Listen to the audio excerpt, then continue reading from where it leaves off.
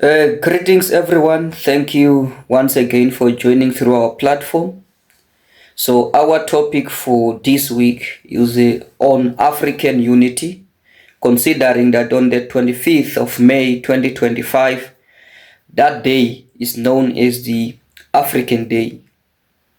So, we just need to have a conversation around what type of unity is here in Africa, what necessitated the idea of a united Africa, and whether or not we are living to that idea of having a united Africa. So first, before we look into the unity of Africa, we need to look at what happened in the past. And that was a process of colonization that the European colonial masters have engaged into. They came to Africa to conquer and colonize us so that they are able to take resources to go and develop Europe. So what was happening in the first is that they were engaged into that process in a much more spontaneous way. And heading into the late 1800s, they realized that it is not safe for them to continue colonizing Africa in a spontaneous way. So they need to sit and then divide the continent amongst themselves so that every colonial master knows which country to colonize and which one to leave for the other. On that basis, the then leader of Germany, Otto von Bismarck, gathered all these European leaders in Berlin, Germany, in what was known as the Berlin Conference of 1884 to early 1885. Literally started around November 1884 and it ended somewhere in February 1885. So now from there, Africa was then divided into colonies, and European powers, they came and then occupied those colonies. And the idea behind is that they must come and take as many resources as possible so that they go and develop Europe. Now, in the process, there were African leaders, especially going into the perhaps somewhere in the 1950s there, in those years. There were African leaders who were inspired by Pan-Africanism, which was a worldwide movement that sought to unite Africans, those who were in the mother continent and those who were in the diaspora. So there was that movement of Pan-Africanism that recognized that Africans, those who are here in the continent and those of the African descent who are found elsewhere, they have common goals, they have common culture and common interests. Therefore, they must be united through that movement of Pan-Africanism.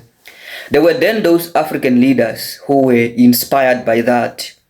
And then the conversation then began around how do we then unite ourselves as Africans here in the continent so that we are able to fight imperialism and colonialism here in our continent.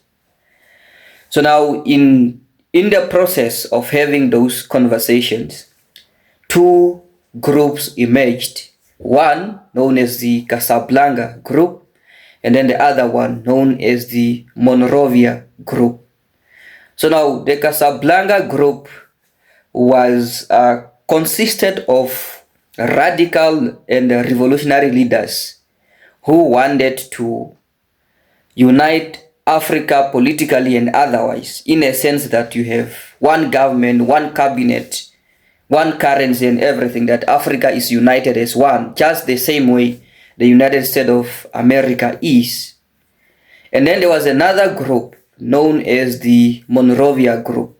So that particular group wanted Africa to unite, but from an economic standpoint, to say that you can only have these organizations that seeks to unite Africa, but only from an economic point of view.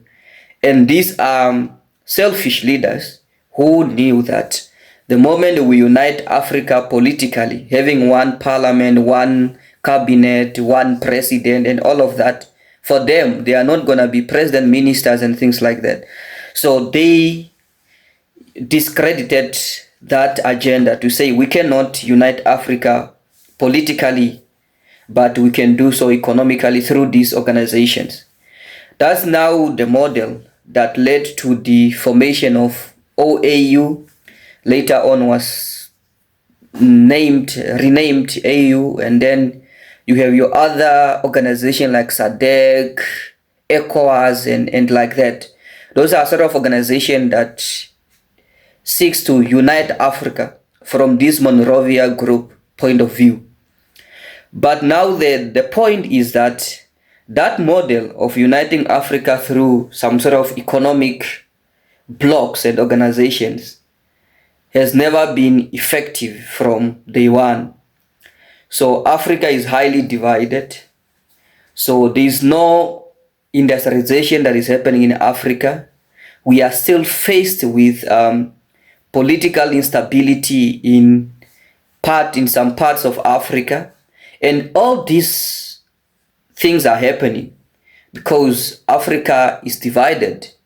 Now we just have seen how the president of South Africa felt that he owed the Trump administration some sort of explanation in relation to the policies of South Africa when it comes to the land. Is precisely because as Africa, we are very weak and we know that we are not strong. But if we happen to unite Africa, like economically and politically, then at the end of the day, we are going to be perhaps one of the biggest economy in the world. Because number one, we do have resources here in Africa. Resources are there. We also have people, because Africa has a population of 1.5 billion as of 2025. And I think China and India are following, I think at close to 1.4 billion there as countries with a bigger population. Now, if we unite Africa from that point of view, then number one, we are able to have a strong army so that we don't feel like we must go and explain ourselves to America and elsewhere. So number two, we are able to do proper industrialization here in Africa. We are able to set up factories, industries, and manufacture whatever we need as a continent, and also being able to trade with other continents from that angle of a united Africa.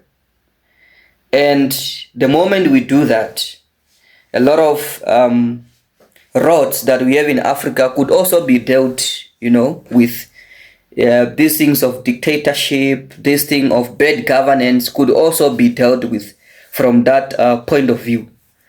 Because this unity of Africa is very important, because as a single state within Africa in the current format, even if your economy is doing well, you are still in trouble if your neighbor is not doing well, because those people will migrate and come settle in your own country.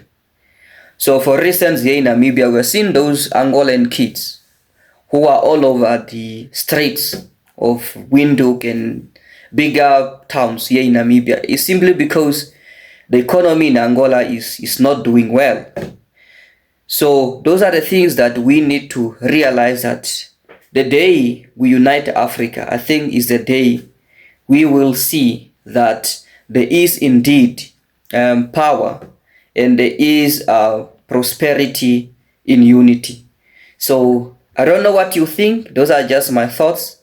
But what do you think about the model that we have in as far as uniting Africa is concerned? Is it effective, or could have gone with the model that says we must unite Africa in the format where the United States of America is?